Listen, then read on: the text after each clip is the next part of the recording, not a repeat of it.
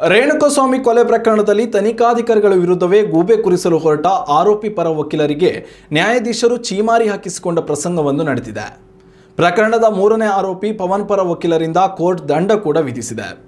ಬೆಂಗಳೂರಿನ 57ನೇ ಸಿಸಿಎಚ್ ನ್ಯಾಯಾಲಯವು ರೇಣುಕಾಸ್ವಾಮಿ ಕೊಲೆ ಪ್ರಕರಣದ ತನಿಖೆ ನಡೆಸುತ್ತಿದೆ. ಈ ಪ್ರಕರಣದ ಆರೋಪಿ ಪವನ್ ಪರ ವಕೀಲರು ತನಿಖಾಧಿಕಾರಿಗಳ ವಿರುದ್ಧವೇ ಆರೋಪ ಹೊರಿಸಿದರು. ಪೊಲೀಸರು ಆರೋಪಿಗಳ ಮೊಬೈಲ್ ವಶಪಡಿಸಿಕೊಳ್ಳುವ ಸಂದರ್ಭದಲ್ಲಿ ಫೋಟೋದಲ್ಲಿನ ಟೈಲ್ಸ್ ಬಣ್ಣ ಬದಲಾದ ಬಗ್ಗೆ ಅನುಮಾನ ವ್ಯಕ್ತಪಡಿಸಿದ್ದ ಪವನ್ ಪರ ವಕೀಲರು ತನಿಖಾಧಿಕಾರಿ ಚಂದನ್ ವಿರುದ್ಧ ಸಾಕ್ಷ್ಯ ತೆಗೆದಿರುವ ಆರೋಪ ಮಾಡಿದರು.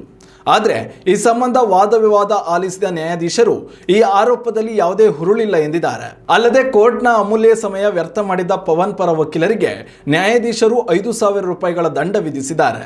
ಈ ಮೊತ್ತವನ್ನು ಕಾನೂನು ಸೇವೆಗಳ ಪ್ರಾಧಿಕಾರಕ್ಕೆ ಪವನ್ ಪರ ವಕೀಲರು ಪಾವತಿ ಮಾಡಬೇಕಿದೆ.